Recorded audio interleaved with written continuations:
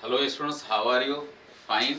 My self Arun Mishra और IMA के platform पे आपका स्वागत है। आज हम स्टार्ट करेंगे डिफरेंशियल इक्वेशन। अवकल समीकरण हम पढ़ेंगे। डिफरेंशियल इक्वेशन बहुत ही इम्पोर्टेंट पार्ट है इंटीग्रल का। और यहाँ से एक क्वेश्चन, दो क्वेश्चन जेई में भी आते हैं और बोर्ड में तो आते ही आते हैं। उसी संदर्भ में हम डिफरेंशियल इक्वेशन स्टार्ट करेंगे।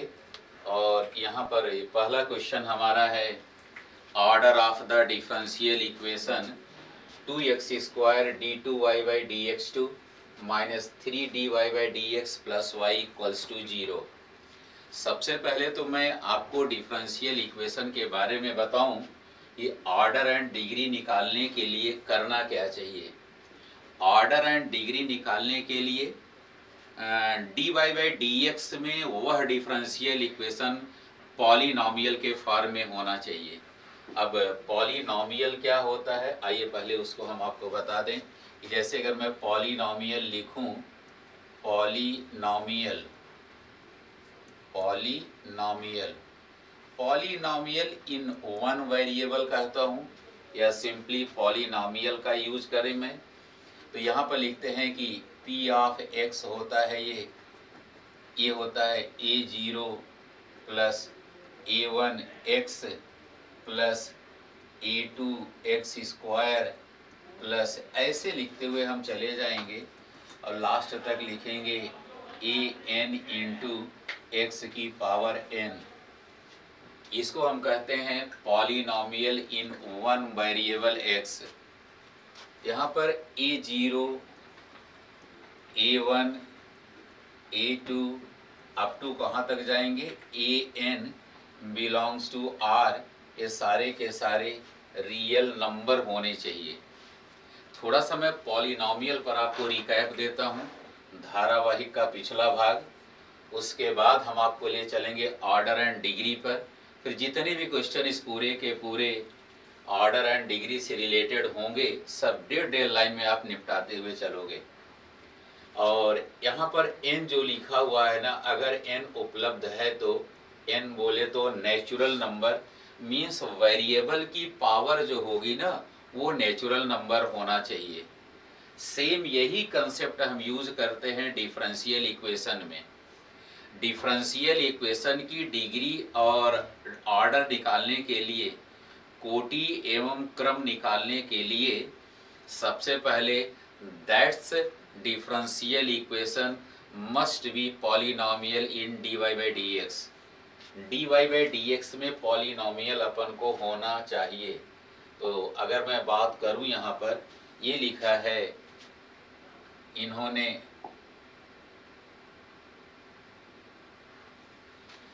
ये 2x²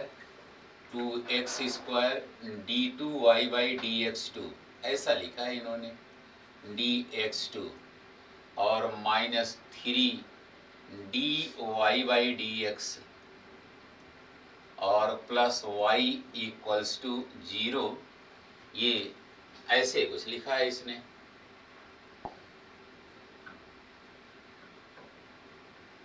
थोड़ा सा मैं जगह बना लूं, ये चलता हूं। तो ये रहा हमारा डिफरेंशियल इक्वेशन। यहाँ पर अगर मैं देखूं तो d2y by dx2 dy by dx, यहाँ पर ये है हमारा डेरिवेटिव। इसमें इस प्रकार के डिफरेंशियल इक्वेशन में dy बाई dx की जो पावर होगी वो नेचुरल नंबर होनी चाहिए। इसको पावर नहीं कहते हैं हम, इसको हम ऑर्डर के नाम से जानते हैं। जैसे dy बाई dx, इसको हम कहेंगे first order derivative. d2y by dx2, इसको हम कहेंगे second order derivative. d2y by dx2, इसको कहेंगे थर्ड ऑर्डर डेरिवेटिव। इसी प्रकार जो है इसको हम ऑर्डर की कैटेगरी में रखते हैं, first order, second order, third order, ये सब ऐसे, इसको हम ऑर्डर की बात करते हैं। तो यहाँ से पूरे के पूरे डिफरेंशियल इक्वेशन में सबसे पहले आप वो differential equation d y by d x में पॉलिनॉमियल होना चाहिए। पहली कंडीशन तो ये होनी चाहिए। जैसे ही आपने देखा पॉलिनॉमियल मेरा बना, इसमें हाईएस्ट ऑर्डर के पास चले जाओ। इसमें d y by d x भी है, d two y by d x two भी है हमारा, d three y by d x three भी आ सकता है। तो उसमें जो सबसे हाईएस्ट पावर की होगी ना, वहीं पर आप पहुंचने का प्रयास कीजिएगा। यही हमारा हाईएस्ट पावर वाला टर्म। यहाँ से इसका ऑर्डर कितना होगा बेटा? ऑर्डर होगा हमारा 2 हो जाएगा। ऑर्डर बोले तो 2 लिख दिया। और इस 2 ये d2y के हिसाब से चलेंगे। और डिग्री जो मैं लिखूंगा, डिग्री जो होगा हमारा, इसकी होल पावर कितनी है? 1 है, इसका डिग्री 1 हो जाएगा। आंसर ये कंप्लीट हुआ हमारा। हमसे पूछ रहा था कि ऑर्डर बता दीजिए, तो ऑर्डर आपका कितना है? 2 लिखा हुआ है इन्होंने, तो ऑर्डर 2 होना चाहिए। तो order of this differential equation must be your 2 होना चाहिए। ऑर्डर एंड डिग्री मैंने दोनों बता दिया, क्वेश्चन समाप्त हुआ। लेकिन अगर मान लीजिए इसी क्वेश्चन में अगर ऐसे में इसकी पावर 4 लगा देता, पावर 4 लगा देता, तो ऑर्डर और डिग्री क्या हो जाता? फिर भी हमारा ऑर्डर 2 होता, डिग्री ये हमारा इस सेकेंड ऑर्डर से कम है, ये फर्स्ट ऑर्डर है हमारा, क्योंकि यहाँ पर d y by d x है। इसकी चाहे तुम जितनी पावर लगा दो, कुछ भी कर लो, ये कभी डिग्री और ऑर्डर में इसको हम काउंट ही नहीं करेंगे। काउंट तो अपने को d two y by d x two के हिसाब से करेंगे। तो ये ऑर्डर एंड डिग्री ऐसे हमने लिख दिया यहाँ पे। तो आपने देखा कि बहुत आसान है ये ऑर्डर एंड डिग्री निकालना, लेकिन कंडीशन अप्लाई है कि d y by d x हो, d two y by d x two हो, d three y by d x three हो, इन सब की इसमें जो पावर्स होंगी, जो घातें होंगी, वो नेचुरल नंबर होनी चाहिए। अगर नेचुरल नंबर नहीं है तो हम उसको सबसे पहले स्क्वायर करके लेफ्ट राइट ले जा करके जो भी मैथमेटिकल टूल्स होंगे उनका यूज करते हुए हम उसको पॉलिनॉमियल में बना लेंगे। तो आपने देखा ये ऑब्जेक्टिव टाइप का क्वेश्चन था, एक लाइन का था। इन्होंने ऑर्डर पूछा था और हमने ऑर्डर एंड डिग्री दोनों बता दिया।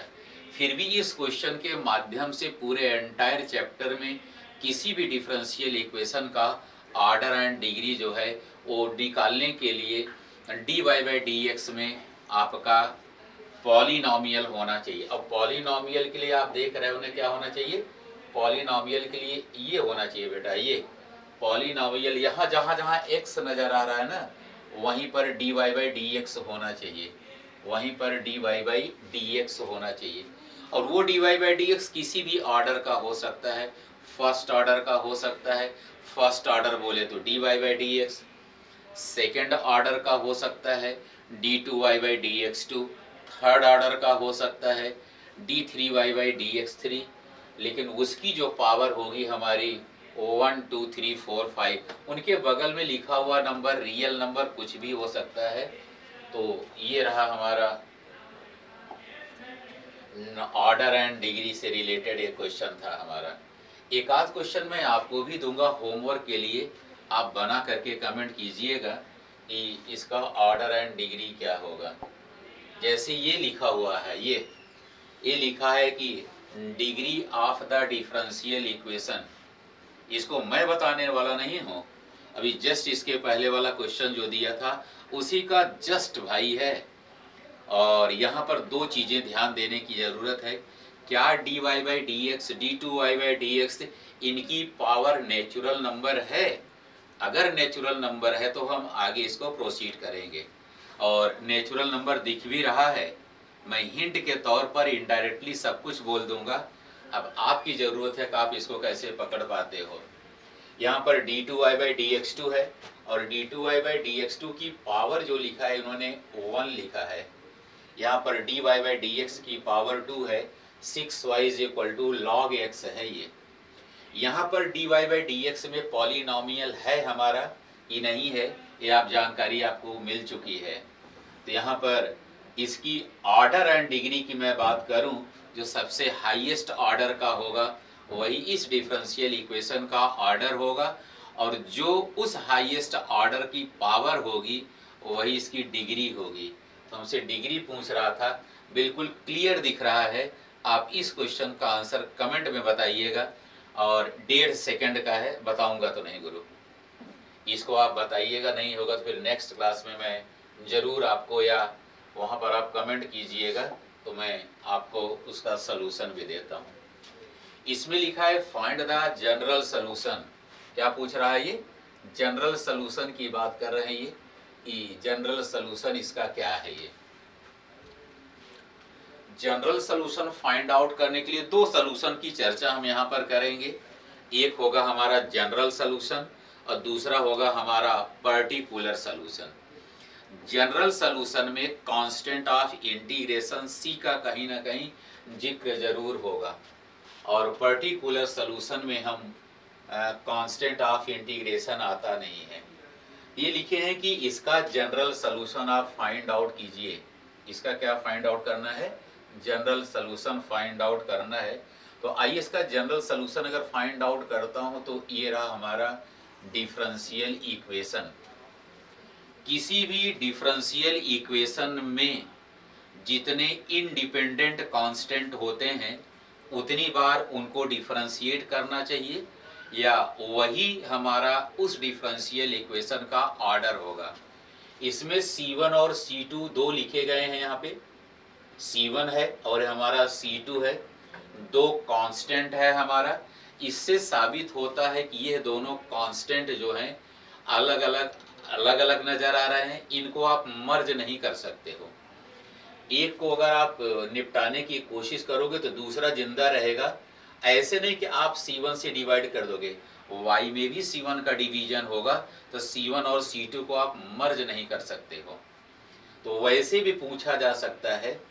इस क्वेश्चन को एक नए तरीके से बात कर सकता हूँ कि अगर ये एक हमारा इक्वेशन है, इससे बनने वाले डिफरेंशियल इक्वेशन का ऑर्डर बता दीजिए। तो यहाँ से भी एक क्वेश्चन नया भी बन सकता है। अगर ये हमारा प्रश्न है तो अगर मैं इसको डिफरेंशियल इक्वेशन में कन्वर्ट करूं तो what is the order of that differential equation. और ऑप्शन में अगर आप देखिए सब में d2y/dx2 लिखा हुआ है, इसका तो ऑर्डर 2 होगा। तो ऑर्डर बच्चों यहीं से निकाला जा सकता है without making the differential equation, लेकिन डिग्री निकालने के लिए आपको डिफरेंशियल इक्वेशन बनाना पड़ेगा। तो अगर केवल ऑर्डर पूछा गया होता तो number of independent constant is equal to order of that differential equation. इसमें दो कांस्टेंट हैं C1 एंड C2, तो डिफरेंशियल इक्वेशन में सेकंड ऑर्डर जरूर आएगा। डिग्री का मुझे कोई आइडिया नहीं है। डिग्री निकालने के लिए मुझे डिफरेंशियल इक्वेशन बनाना पड़ेगा। यहाँ पर दो तीन चीजें मैं एक ही क्वेश्चन में पढ़ा दे रहा हूँ। नाम है टॉपिक का formation of differential equation. Formation of differential equation. तो हम डिफरेंशियल इक्वेशन को शॉर्ट फॉर्म में DU लिख ले रहे हैं, डिफरेंशियल इक्वेशन।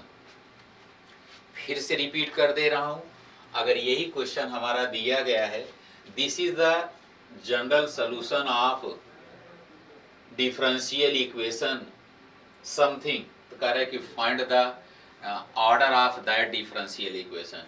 तो जितने नंबर ऑफ इंडिपेंडेंट कांस्टेंट होंगे वही उस डिफरेंशियल इक्वेशन का ऑर्डर होगा। तो चलो यहाँ तक पहुँच गए। अब अगर मुझे ऑर्डर एंड डिग्री दोनों बतानी हो तो उसके लिए मुझे डिफरेंशियल इक्वेशन निकालना पड़ेगा। तो आओ डिफरेंशियल इक्वेशन निकाला जाए। y दिया हुआ है हमारा, y is equal to C1 e power x और plus C2 e power minus x।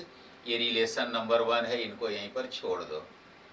इनको एक बार डिफरेंशिएट करो बेटा, तो आ जाएगा dy/dx is equal to C1 into e power x, और ये जब माइनस x का करेंगे ना तो minus C2 into e power minus x।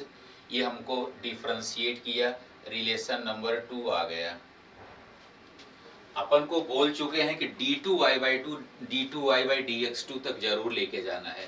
तो बिना दिमाग लगाए एक बार और आप इनको डिफरेंशिएट कर दीजिए, d2y/dx2, और ये हो जाएगा हमारा C1 e पावर x, और ये माइनस माइनस प्लस हो जाएगा C2 e power minus x, और ये हो जाएगा रिलेशन नंबर 3, 1 2 3। यहाँ तो आसान नजर आ रहा है, लेकिन पूरा एग्रीगेट चैप्टर की बात करूं तो इन्हीं तीनों के हेल्प से आप C1 C2 उड़ा दो, चाहे उसमें मल्टीप्लाई करो, डिवीजन करो, साइन कॉस लगाओ, स्क्वायर करो या स्क्वायर रूट ले लो, लॉग लगा लो, एक्सपोनेंशियल लगा लो, जो मर्जी सो लगा सकते हो, लेकिन C1 और C2 रिमूव होना चाहिए बस। तो मैं देख रहा हूं, अगर इसी तीसरे वाले को लेकर के चलता हूं, ध्यान से देखिएगा, तीसरे वाले में क्या है, d2y/dx2 लिखा है इसने, d2y/dx2, और इज इक्वल टू है, इक्वेशन नंबर 1 से यही तो हमारा y है, और आपने देखा 1 का यूज मैंने थर्ड में कर लिया, दूसरे का कोई यूज नहीं हो पाया है।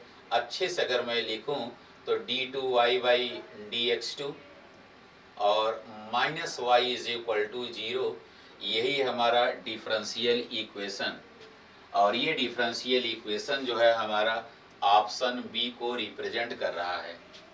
तो आपने देखा कितना आसान है ये।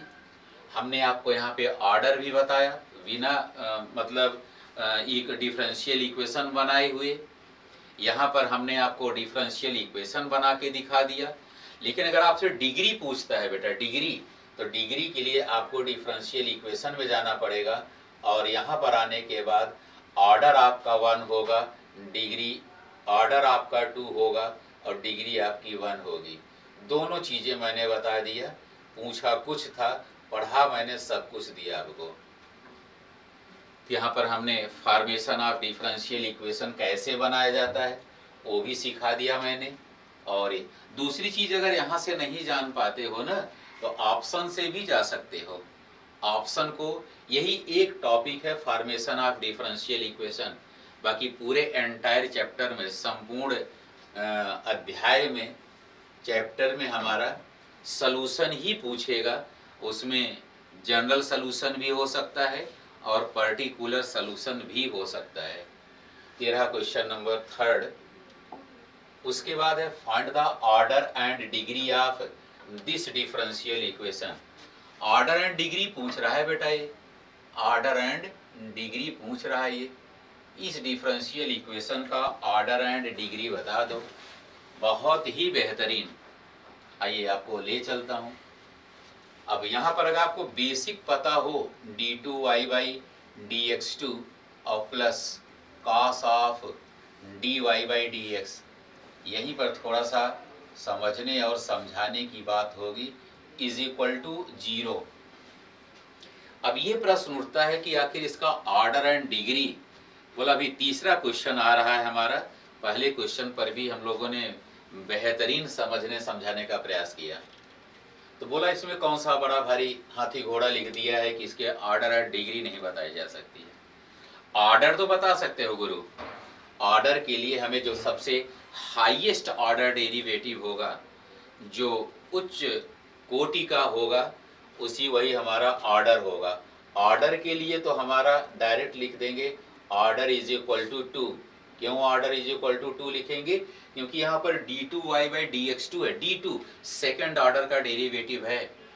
लेकिन डिग्री जो होगा बेटा ना, डिग्री की बात मैं करूं तो डिग्री निकालने के लिए आपको जाना पड़ेगा सबसे पहले, पहला क्वेश्चन जो मैंने बताया था, for finding the order and degree of A differential equation, that differential equation must be polynomial in dy/dx।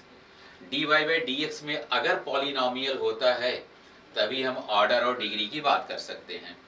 तो पॉलिनोमियल के संदर्भ में dy/dx की जो पावर होगी 1/2, 1/3, -1, इस टाइप का नहीं होना चाहिए।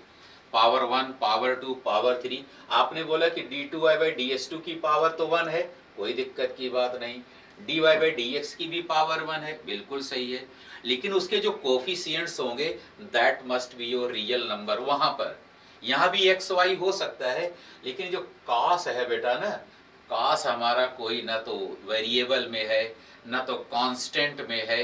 On account of this statement we can say that degree of this polynomial this differential equation can not be defined. यहाँ पर नॉट डिफाइन हम लिखेंगे, नॉट डिफाइन लिखेंगे, इसकी डिग्री को डिफाइन नहीं किया जा सकता है। यहाँ पर cos of dy by d x लगा दो, log of dy by d x लगा दो, साइन स्क्वायर ऑफ dy। अच्छा, साइन तो हमारा एक ऑपरेटर है और cos भी तो हमारा एक ऑपरेटर है। दो दो ऑपरेटर एक साथ थोड़ो नहीं होंगे डिफरेंशियल इक्वेशन में। तो इसकी डिग्री मैं नहीं बता सकता हूँ, लेकिन ऑर्डर 2 है यही। लेकिन अगर cos आप हटा देते 1 मिनट के लिए तो इसका ऑर्डर 2 हो जाता, डिग्री 1 हो जाती। तो अगर इस टाइप से dy बाई डी एक्स के साथ log लगा हो, dy बाई डी एक्स नहीं, डेरिवेटिव के साथ, चाहे जिस ऑर्डर का डेरिवेटिव हो, तो log लगा हो, साइन लगा हो, एक्सपोनेंशियल मतलब ऑपरेटर्स लगे हों, फंक्शंस की बात करते हैं, तो उसका डिग्री फाइंड आउट नहीं किया जा सकता है। तो लिखा है कि find the order and degree of this differential equation. Order of this differential equation is 2 but degree can not B find. तो ये रहा हमारा क्वेश्चन नंबर 4। ये है क्वेश्चन 4 हो गया आपका। क्वेश्चन नंबर 5 जरा देखा जाए। ये है हमारा find the general equation, the general solution of dy by d x is equal to x plus 1 upon 2 minus y. जब भी हम डिफरेंशियल इक्वेशन की बात करते हैं तो सॉल्यूशन फाइंड आउट करने के लिए 3 तरीके हमारे पास हैं। नंबर 1 होता है हमारा variable separable, variable separable, variable separable, और दूसरा है हमारा होमोजीनियस, दूसरा है होमोजीनियस, और तीसरा है हमारा linear differential equation, linear differential equation, linear differential equation. और एक एग्जैक्ट भी होता है, वो हमारे बोर्ड में नहीं है, वो हम जेई वगैरह में पढ़ाते नजर आएंगे। लीनियर डिफरेंशियल इक्वेशन, जैसे मैंने आपको बताया था कि इंटीग्रल जब हम स्टार्ट करते हैं तो इंटीग्रल में किसी भी क्वेश्चन को देखते ही मेरे दिमाग में आता है कहीं ये मेथड ऑफ सब्स्टिट्यूशन तो नहीं बनेगा।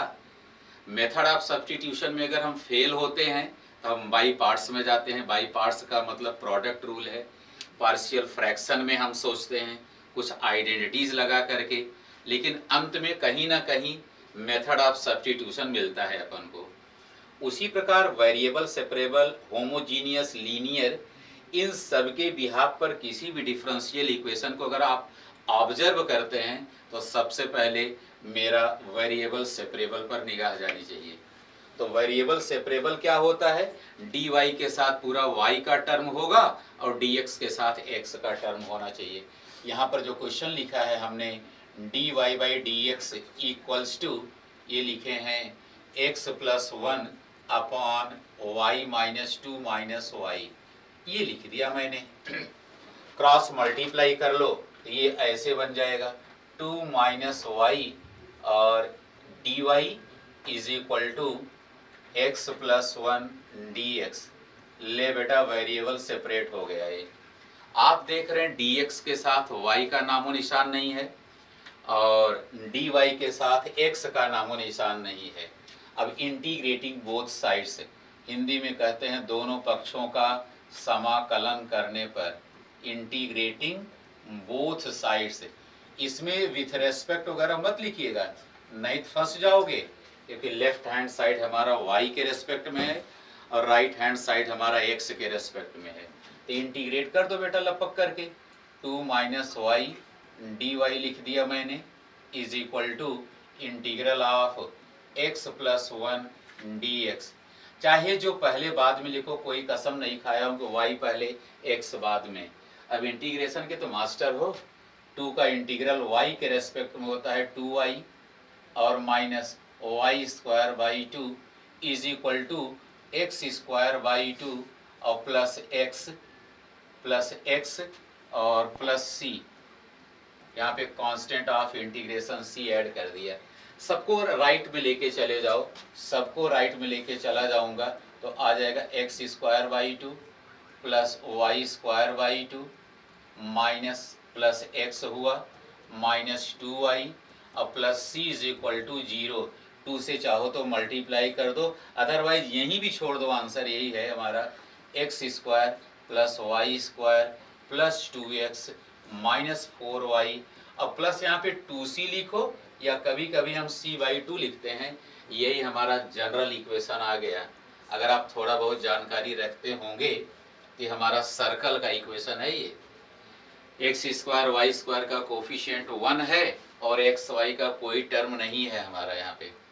तो यही हमारा इस डिफरेंशियल इक्वेशन का जनरल सॉल्यूशन। यहाँ पे कांस्टेंट ऑफ इंटीग्रेशन आता है, भड़किएगा नहीं कि सी है, यहाँ पे कांस्टेंट ऑफ इंटीग्रेशन सी लिखो, सी बाई टू लिखो, जो मर्जी सो लिखो। कहीं कहीं ऐसे भी तो आप लिख सकते हो सी बाई टू, ऐसा लिख सकता हूँ मैं, सी बाई टू भी आप लिख सकते हो। यहाँ पर सी बाई टू, यहाँ पे सी बाई टू, ये आपका टू जो है यहाँ गायब हो जाएगा। दोनों आंसर सही हैं, कांस्टेंट ऑफ इंटीग्रेशन से कोई लेना देना नहीं है। तो कभी कभी आपने देखा होगा कहीं साइन सी का यूज करते हैं, कहीं लॉग सी का यूज करते हैं, कहीं ई पावर सी का यूज करते हैं। All those are constant of integration.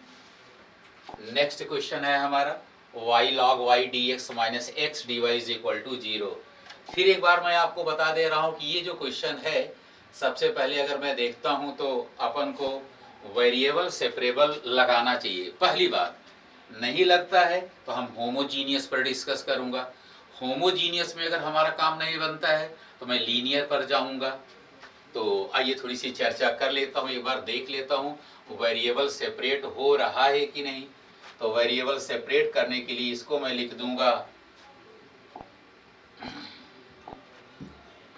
ये वेरिएबल सेपरेट करने के लिए y को इनके साथ लिखता हूं, ऐसे लिख दिया मैंने। यहाँ पर dx है, सबसे पहले बिना दिमाग लगाए y और x को पहले अलग करो, फिर बाद में डिस्कस करेंगे कि कैसे इनको लिखा जाना चाहिए। x dy ये हमने लिख दिया। यहाँ पर dy है, सबको उधर भेजो, और इधर x है, इनको इधर भेजो। जो मर्जी, चाहे dx को इधर लिखो, dy को उधर लिखो, dy को इधर लिखो, dx को इधर लिखो, कोई ज़्यादा लेना देना नहीं है हमारा। तो अगर उसको उधर लेके जाता हूँ तो बन जाएगा dy upon y log y, और ये हो जाएगा हमारा इज इक्वल टू dx हमारा वहाँ जाना चाहिए, इसको मैंने उधर लेके गया तो dy x मेरा इधर आया dx अपॉन x। अगर आप गौर से देखिएगा तो dy के साथ पूरा का पूरा y का जखीरा है, कहीं x का नामो निशान नहीं है, और dx के साथ पूरा का पूरा x नजर आ रहा है, y नहीं। वेरिएबल सेपरेट हो गया। इसी को बार बार मैं चिल्ला रहा हूँ कि this is your variable separable. अब जैसे वेरिएबल सेपरेट होता है बेटा ना, वैसे ही इंटीग्रेटिंग बोथ साइड, दोनों साइड्स को आप इंटीग्रेट कर दो। हर एक चीज कनेक्टिव है हमारा। यहाँ पर ये इसका कनेक्शन है, वो उसका कनेक्शन है, सारे के सारी चीजें कनेक्टेड हैं एक दूसरे से। अब इसको सिंपली इंटीग्रेट करना है, जितना आपके पास बुद्धि विवेक है लगाओ और इंटीग्रल पाओ। लेफ्ट हैंड साइड में जैसे हमने आपको बार बार रिपीट करने का, कुछ न कुछ ऐसा दिखाई पड़ रहा है कि उसका डेरिवेटिव इसमें है, और वो है हमारा log y। यहाँ पर लेफ्ट हैंड साइड में पुट करेंगे, log y को आप t मानिएगा। log y को जैसे t माना, यहाँ पर 1 by y dy is equal to dt मिल गया अपन को, dt। और ये वाला इंटीग्रल हमारा इसमें कन्वर्ट होगा इंटीग्रल dy बाई y की। अगर मैं बात करूँ ना, तो ये देखो हे इतने की वैल्यू अपन को मिल गई dt के टर्म्स में। तो आओ यहाँ पे लिख दिया मैंने dt, अपॉन लगाया मैंने। log y को तो आपने t सपोज किया था, t is equal to integral dx by x। ले बेटा, बहुत ही आसान, डायरेक्ट फार्मूला पर हम पहुंच गए। और आप इसका इंटीग्रल छोटा बच्चा भी जानता है, 1 बाई टी का होता है log of t is equal to log of x होता है। ध्यान से देखिएगा बेटा, यहाँ पर एक कांस्टेंट ऑफ इंटीग्रेशन, जब पूरी दुनिया लॉग में है ना, तो कांस्टेंट ऑफ इंटीग्रेशन ही कौन सा पाप किया है। तो यहाँ पर आप लॉग सी लगा दीजिएगा, लॉग सी लगा दीजिएगा, सब लॉग लॉग लॉग में हो गया।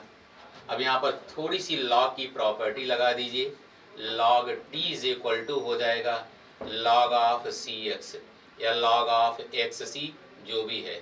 लॉग दोनों साइड में रिमूव हो जाता है, t is equal to c x लिख दिया।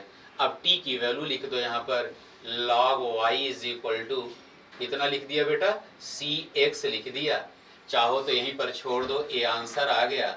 और थोड़ा सा विद्वता दिखानी हो तो यहाँ पर बेस ई होता है, अगली लाइन और भी लिख सकते हो, y इज इक्वल टू ई जाकर के इसका बेस बन जाता है, ई पावर सी एक्स बन गया। ये भी आंसर है। दोनों में जो आपको पसंद हो वो लिख सकते हो, दोनों 100% करेक्ट है। चाहे लॉग में लिखो चाहे एक्सपोनेंशियल में लिखो, दोनों करेक्ट आंसर हैं। 13 हमारा क्वेश्चन वेरिएबल सेपरेबल से ही था। ये एक क्वेश्चन और ले लेते हैं डिफरेंशियल इक्वेशन का। यहाँ पर x dy by d x minus y plus x sine y by x is equal to 0। यहाँ पर मैं देख रहा हूँ कि वेरिएबल सेपरेबल तो बन नहीं पा रहा है, तो सबसे पहले हम x से इनको डिवाइड कर देता हूँ, और x से डिवाइड करते हैं तो ये बन जाएगा हमारा dy by d x minus y by x और plus sign y by x is equal to 0। लिखा भी है बच्चों समघातीय अवकल समीकरण, इसको हम कहते हैं होमोजीनियस डिफरेंशियल इक्वेशन। और होमोजीनियस डिफरेंशियल इक्वेशन को सॉल्व करने के लिए इसमें मैं पुट करता हूँ y is equal to v x. Put करेंगे हम इसमें y is equal to v x, y is equal to v x.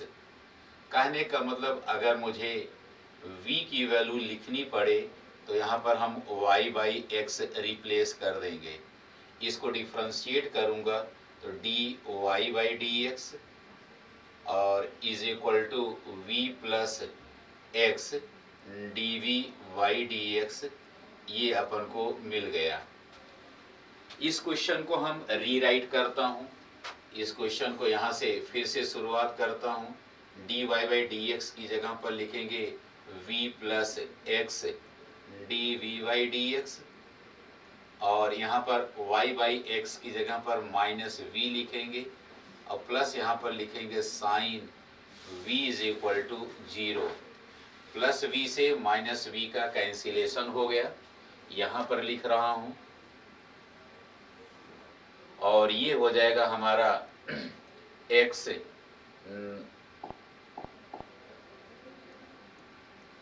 X d v by d x और is equal to minus sign v लिख दिया, minus sign v. अब dv के साथ पूरा का पूरा v का टर्म होना चाहिए और dx के साथ पूरा का पूरा x का टर्म होना चाहिए।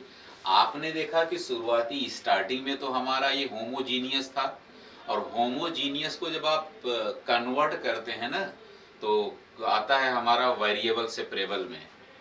तो ये हमारा बन जाएगा implies that x upon d x, उसको उधर लेकर के जाओ तो हो जाएगा dv upon sign v, dv upon sign v is equal to minus d x upon x, minus d x upon x आ गया। और आप देख रहे हैं वेरिएबल हमारा सेपरेट हो गया है, और जैसे ही वेरिएबल सेपरेट होता है हम इसको इंटीग्रेट कर देता हूँ। एक तरफ पूरा का पूरा dx होगा हमारा, दूसरी तरफ हमारा dv हो रहा है। तो dv को हम v के रेस्पेक्ट में हम इंटीग्रेट करेंगे और dx वाले टर्म को x के रेस्पेक्ट में हम इंटीग्रेट करेंगे। तो ये रहा हमारा इंटीग्रेटिंग बोथ साइड, और ये बन जाएगा हमारा, लिखूं तो इंटीग्रल कोसेक v हो गया, ये हमारा हो जाएगा कोसेक v। dv अभी हमने इंटीग्रेट नहीं किया, minus integral D x by x, और कोसेक एक्स का इंटीग्रल होता है। अब ये प्रश्न उठता है कि कोसेक एक्स का इंटीग्रल कितना होता है। तो जैसे सेक एक्स का इंटीग्रल हमको पता है, तो सेक एक्स का होता है log of sec x plus tan x. उसी प्रकार कोसेक एक्स का होता है log of cosec x minus cot x. यहाँ पर जहाँ जहाँ आपने x बोला है वहाँ पर हम लिखेंगे v, log of cosec v minus cot v, cosec v minus cot v is equal to minus log of x, और प्लस कांस्टेंट ऑफ इंटीग्रेशन में लिखेगा हमारा बच्चा log ऑफ c। तो बस v की जगह पर आप इसको थोड़ा सा मिनिमाइज भी कर सकते हो तुम। तो इसको ऐसे लिख सकता हूँ cosec v minus cot v is equal to log m by n का फार्मूला यहाँ पे लग जाएगा log of c by x।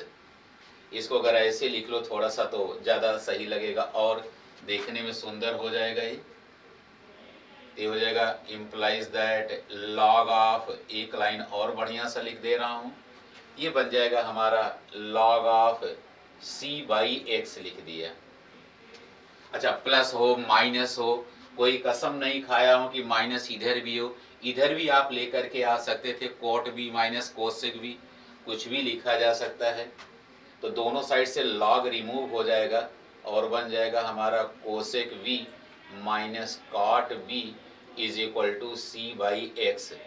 इसको थोड़ा सा मिनिमाइज कर लो और लास्ट में v की जगह पर हम लिख देंगे y बाई एक्स, और वही आपका आंसर होगा।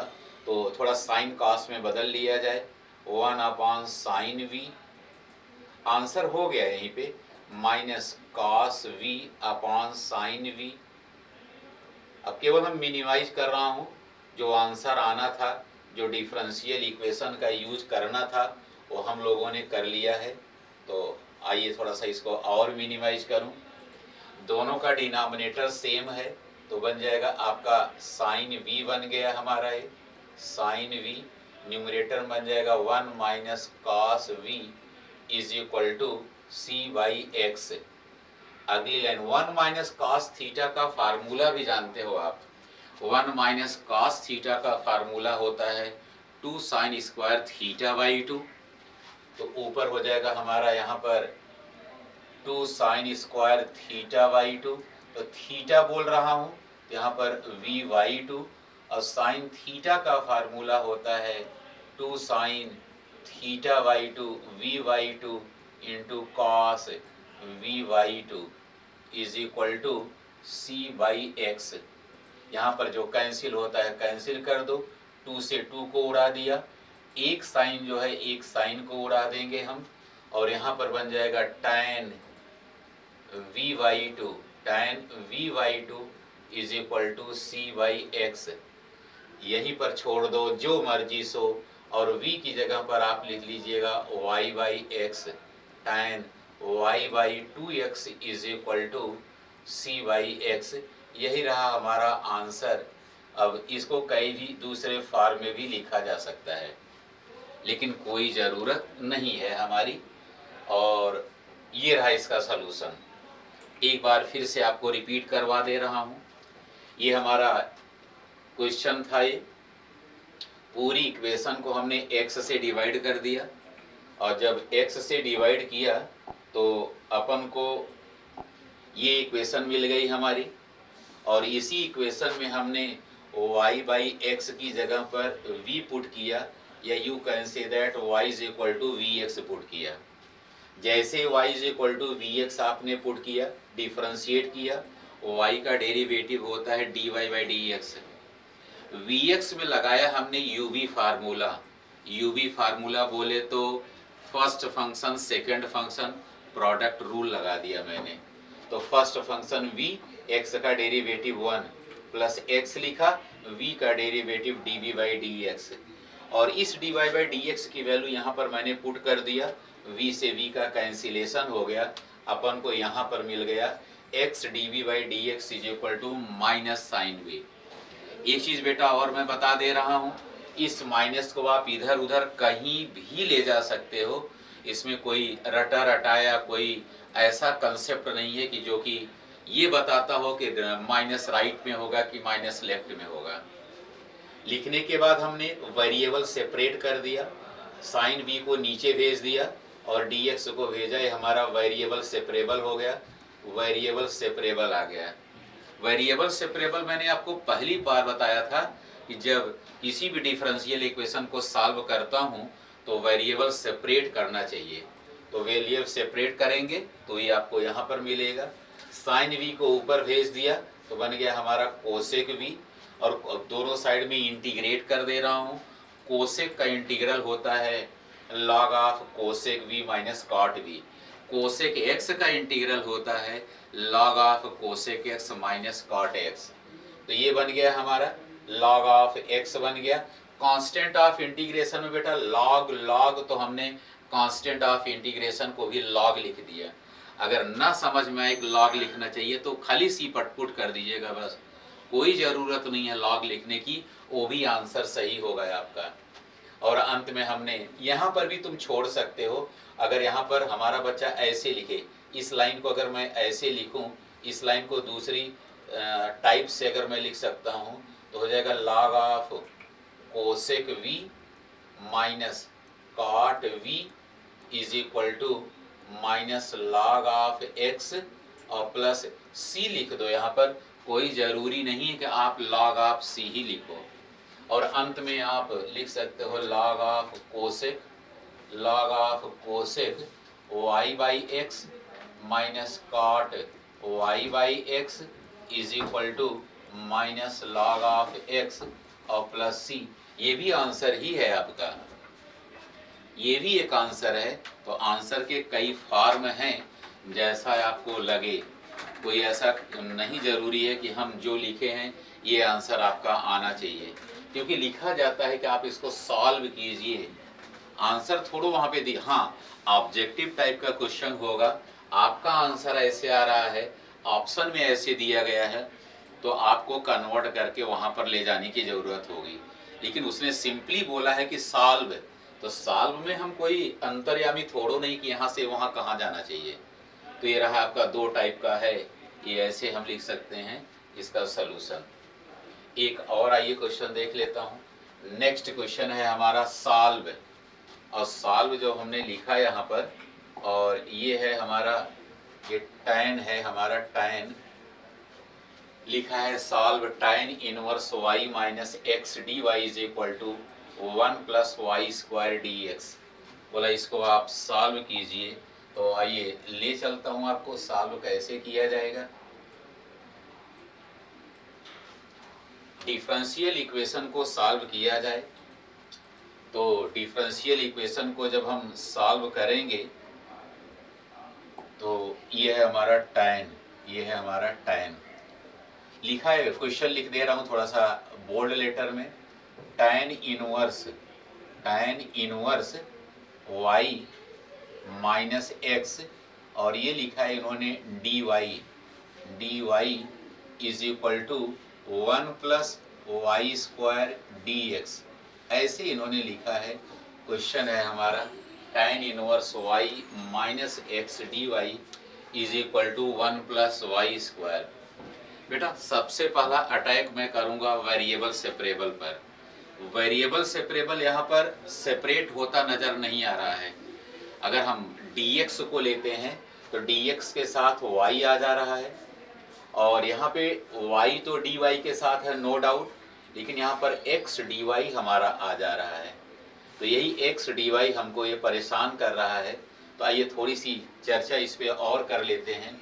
dy बाई dx लिखो पहले, फिर बाद में सोचेंगे क्या है हमारा। dy बाई dx बहुत इत्मीनान से देखिएगा, इज इक्वल टू बन जाएगा 1 plus y square upon tan inverse y minus x, tan inverse y minus x. Actually differential equation में हम लोग लीनियर डिफरेंशियल इक्वेशन पढ़ के बैठे हैं, और वो चीज़ यहाँ पर नज़र नहीं आ रही है। इसको आप पलट दीजिए, और जब पलटेंगे ना तो कुछ ऐसा आएगा, ध्यान दीजिएगा, dx अपॉन dy आया हमारा, dx upon dy is equal to tan inverse y minus x upon 1 plus y square. इसको हम लीनियर में बदलना चाह रहा हूँ। अब थोड़ा सा इसको मैनेज करने दीजिए, अभी हम लीनियर पर और थोड़ा सा प्रकाश डालेंगे कि लीनियर में लिखा कैसे जाता है। अगली लाइन में लिखूंगा dx अपॉन dy, ये लिख दिया मैंने, इज इक्वल टू, अलग अलग इनको लिख देता हूँ, tan inverse y upon 1 plus y square minus x into 1 upon 1 plus y square. ये रहा हमारा लीनियर डिफरेंशियल इक्वेशन। और इसको थोड़ा सा और अच्छे तरीके से अगर मैं लिखूं तो this becomes your dx upon dy, और इस वाले टर्म को लेफ्ट में लेकर के आइएगा तो बन जाएगा हमारा x into 1 upon 1 plus y square is equal to tan inverse y upon 1 plus y square. इसको हम थोड़ा सा इसको डिब्बे में बंद कर दीजिए और यहीं पर हम आपको अगली स्लाइड पर लेकर के चलता हूँ, फिर यहाँ पर लौट करके मैं आता हूँ आखिर ये है क्या चीज़, कैसे इसको सॉल्व किया जाएगा। और एक नई स्लाइड ले लेता हूँ, नाम है इसका लीनियर डिफरेंशियल इक्वेशन, नाम है इसका linear differential equation, linear differential equation, रेखीय अवकल समीकरण है हमारा ये, रेखीय अवकल समीकरण, रेखीय अवकल समीकरण। आओ देख लेते हैं रेखीय अवकल समीकरण क्या है। नंबर 1 पॉइंट है हमारा dy बाई dx और plus p into y is equal to q, इस टाइप का होगा। और दूसरा होगा बेटा अपना इसी टाइप का होगा dx अपॉन dy और प्लस लिखेंगे यहाँ पर p into x is equal to q लिखेंगे ऐसा। इन दोनों डिफरेंशियल इक्वेशन को एक बार गौर से देख लीजिए, ये दोनों डिफरेंशियल इक्वेशन है हमारे। और यहाँ पर ये जो p दिख रहा है आपको, p और q, इस वाले डिफरेंशियल इक्वेशन में या तो ये कांस्टेंट है, ये p और q या तो कांस्टेंट होंगे, कांस्टेंट, और फंक्शन ऑफ x होगा, function of x, function of x, या तो x का कोई फलन होगा और या तो ये कांस्टेंट होगा।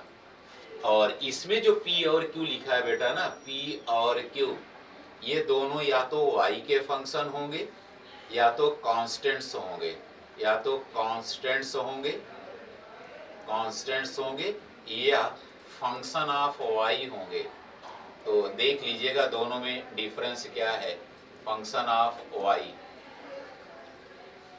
जबकि मैं देख रहा हूं कि ये थोड़ा सा देखिए, ये वाला जो है ना, ये आप ध्यान से देखिएगा, यही है वहां पर p, यहीं पर p लिखा था बेटा, हमने ऐसे थोड़ा सा बनाने का प्रयास किया, और यही है हमारा q, यही हमारा q।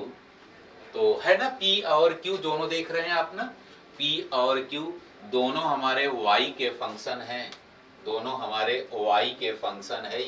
ये वाला टॉपिक मेरा चलेगा। तो इसमें निकालता हूं बेटा इंटीग्रेटिंग फैक्टर निकालता हूं। इंटीग्रेटिंग फैक्टर होता है e power integral p dy, e की पावर में जो p लिखा हुआ है उसी को y के रेस्पेक्ट में इंटीग्रेट कर देते हैं। जो भी आएगा बाद में निपट लेंगे। अब डायरेक्ट हम यहाँ पर सॉल्यूशन लिखेंगे, इसके हल की बात करता हूँ। कितना होता है यहाँ पर भी इंटीग्रेटिंग फैक्टर अगर लिखोगे ना, तो integrating factor is equal to होगा e power integral p dx। p dx इसलिए लिखता हूँ कि p जो है हमारा x का फंक्शन है, यहाँ पर p dy इसलिए लिख रहा हूँ कि p जो है हमारा y का फंक्शन है। तो ये आने के बाद यहाँ पर सॉल्यूशन डायरेक्ट लिखते हैं हम। सॉल्यूशन में क्या लिखते हैं, y into integrating factor, y into जो ऊपर आया था integrating factor is equal to integral q into integrating factor into dx और plus constant of integration. Question समाप्त। इसमें क्या करेंगे हम, वहां पर y इंटू था बेटा, यहाँ पर x इंटू इंटीग्रेटिंग फैक्टर ऐसा लिख दिया मैंने, is equal to integral of, वहां पर q, यहाँ पर भी q होगा इंटू इंटीग्रेटिंग फैक्टर और ये y के रेस्पेक्ट में होगा बेटा प्लस c। ये दोनों में डिफरेंस है, एक बार बहुत इत्मीनान से आप लोग देख लीजिए कहाँ पर क्या लिखना है, किस टाइप का हमारा डिफरेंशियल इक्वेशन।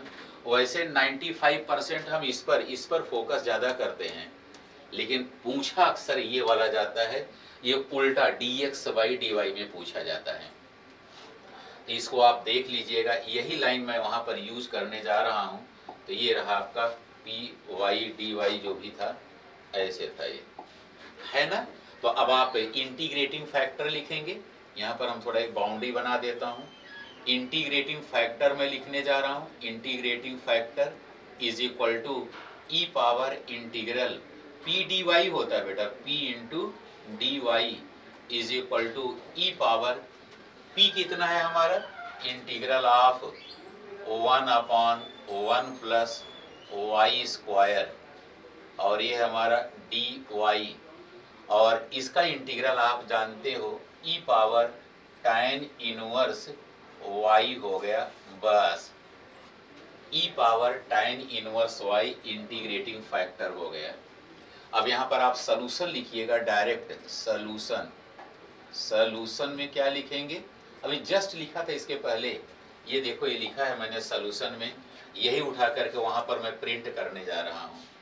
तो x into integrating factor, x into integrating factor e power tan inverse y is equal to integral of q, q कितना है ये लिखा हुआ है, तो आ जाएगा tan inverse y upon 1 plus y square into हो जाएगा e power tan inverse y d y plus c. ये आ गया हमारा इतना।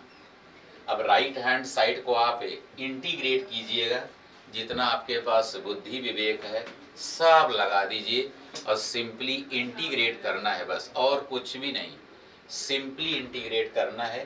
तो इसको इंटीग्रेट करने के लिए अगर मैं देखूं तो आता है हमारा e power tan inverse y into tan inverse y।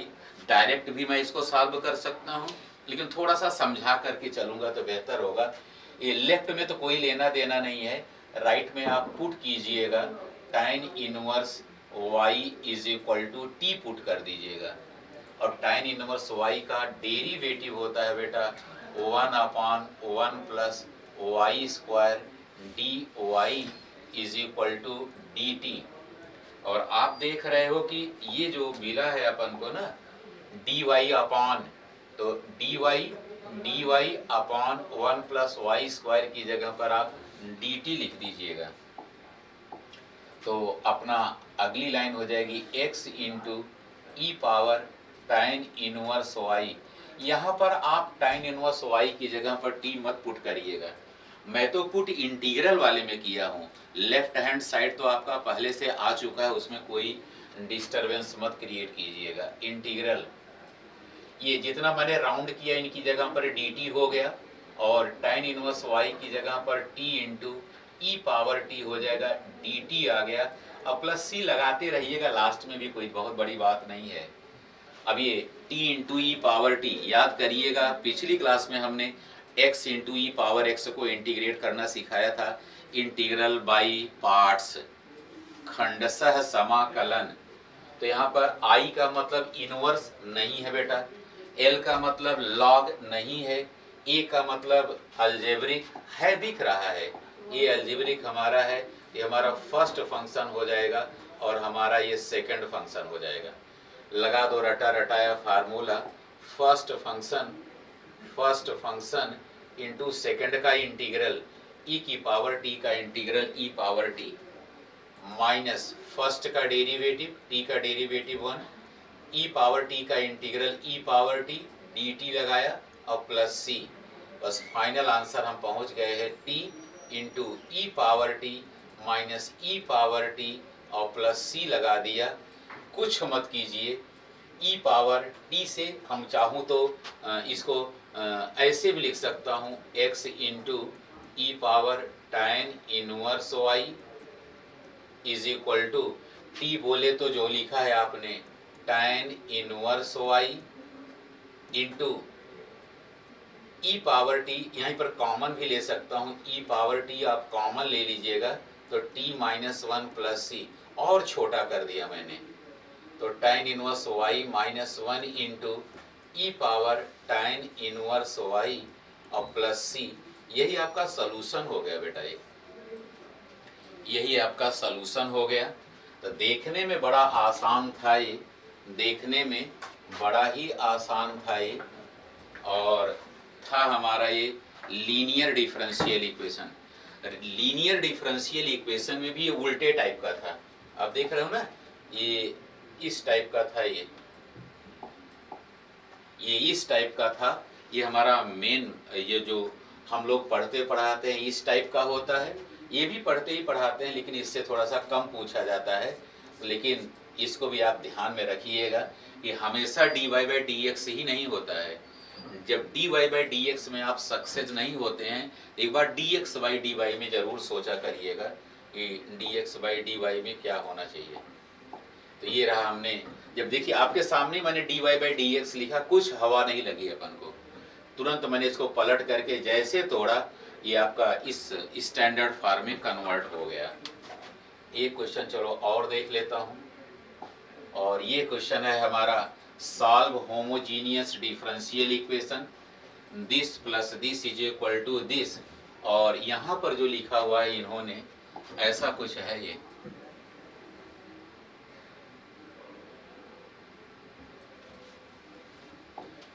ये डिफरेंशियल इक्वेशन है हमारा, ये डिफरेंशियल इक्वेशन है 1 plus x square d y by d x plus 2xy is equal to 1 upon 1 plus x square.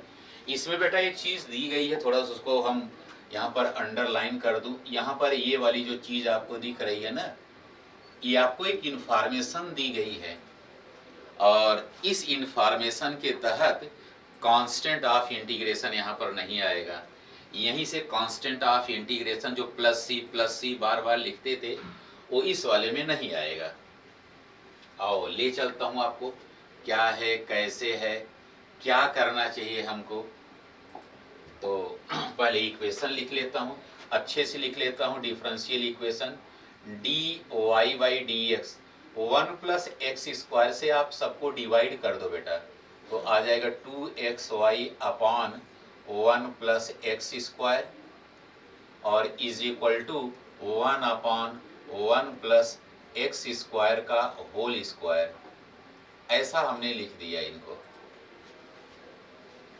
1 plus x square d y by d x is equal to 1 upon 1 plus x square का whole square.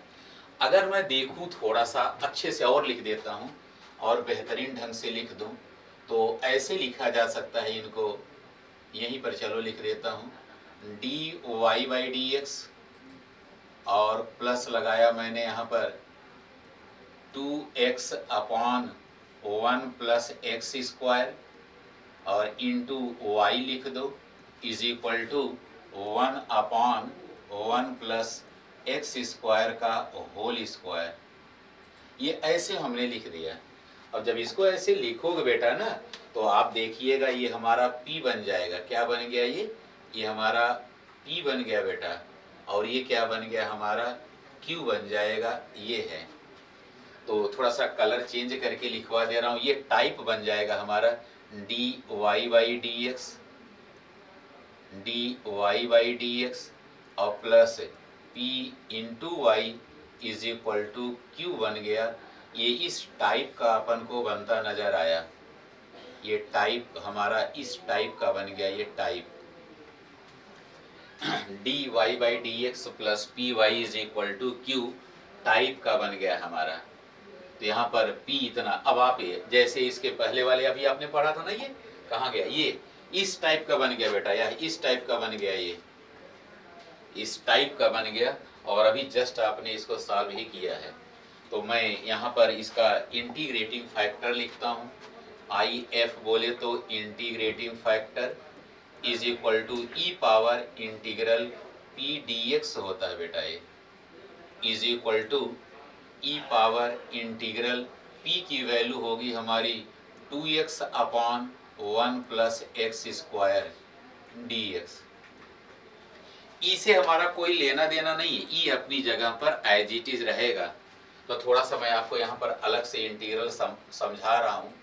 अगर ऐसे कुछ दिया गया है dash upon F x, तो इसको हम डायरेक्ट लिखते हैं log of denominator, log of F of x और प्लस सी लिखते हैं।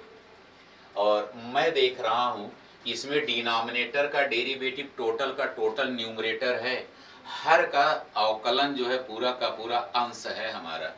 तो इसको मैं लिख सकता हूँ, डायरेक्ट लिख सकता हूँ e power log of denominator बोले तो 1 प्लस एक्स स्क्वायर, और इसका बेस ई है।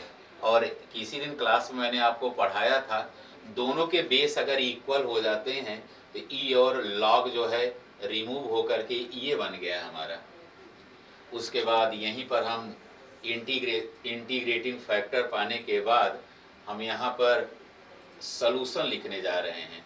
सलूशन, इस सलूशन में क्या लिखेंगे, डायरेक्ट सलूशन में क्या लिखते हैं, y into integrating factor, y into, चलो लिख दे रहा हूँ एक बार इसका फार्मूला भी, y into integrating factor is equal to integral q into integrating factor into dx plus सी लिख दिया मैंने। अब अगली लाइन आप जो जो लिखे हो वो यहाँ पे प्रिंट कर दो, 1 प्लस एक्स स्क्वायर लिख दिया is equal to q, q कहाँ पर है, ये है हमारा 1 अपॉन 1 प्लस एक्स स्क्वायर, इसका हम होल स्क्वायर लिखेंगे into integrating factor 1 plus x square d x और प्लस सी लिखेंगे। एक इनसे कैंसिल हो जाएगा ये, और ये बन जाएगा आपका डायरेक्ट tan इनवर्स x और प्लस सी आ गया हमारा। एक्चुअली आंसर हमारा यही हो गया, लेकिन यहाँ पर c नहीं होना चाहिए। पूरी इक्वेशन में पुट करेंगे, x की जगह पर 1 लिखेंगे, x की जगह पर 1 लिखेंगे और y की जगह पर 0। जब यहाँ पर y की वैल्यू 0 रखूंगा ना, 0 इंटू 1 प्लस 1 का स्क्वायर इज इक्वल टू, वहाँ पर tan इनवर्स x की वैल्यू 1 प्लस सी, ये तो 0 हो गया, तो c की जो वैल्यू मिली अपना वो बनेगा माइनस tan इनवर्स 1, और tan इनवर्स 1 की वैल्यू होती है बेटा π/4।